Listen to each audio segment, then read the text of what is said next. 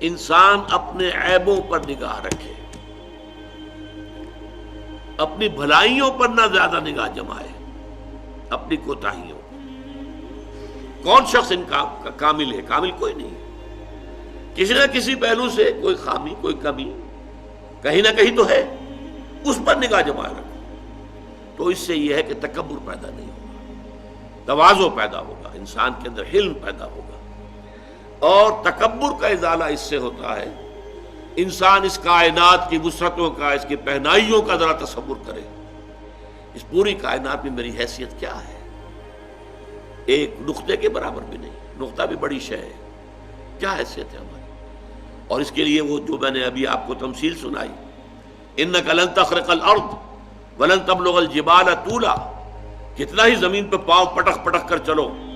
تم ہماری زمین کو پھاڑ نہیں سکتے، اور کتنا ہی گردنوں کو اکڑا لو اور کتنے ہی ان پر ترے اور چڑھا لو تم ہمارے پہاڑوں کے برابر نہیں ہو سکتے۔ تو یہ در حقیقت اپنی جو بھی کمی ہے، اپنے آپ کو انسان سمجھے کہ میں بہت حقیر انسان ہوں، اس کائنات کے اندر میری حیثیت کیا ہے؟ ہاں، اللہ تعالیٰ کی نظر کرم اگر ہو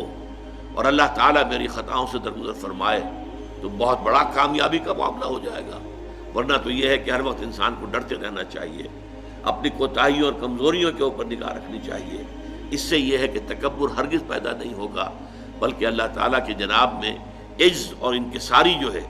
جس کی کہ ہمیں حدیث کے اندر ایسی ایسی مثالیں ملتی ہیں۔ حضور اپنے اس مقام رفیع کے باوجود،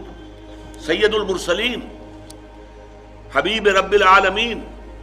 اپنے اس مقام پر بھی جب اللہ سے مخاطب ہوتے تھے تو ایک دعا ہے جو میرا کتاب چاہے مسلمانوں پر قرآن مجید کے حقوق، اس کے آخر میں نے وہ دعا دی ہے، درج کی ہے، اللہم انی عبدک، اے اللہ میں تیرا بندہ ہوں، وابن عبدک، میرا باپ بھی تیرا ایک غلام تھا، وابن امتک، میری ماں بھی تیری ایک ادنا کنیز تھی، فی قبضتک، میں تیرے قبضہ قدرت میں ہوں، ناصیتی بیدک،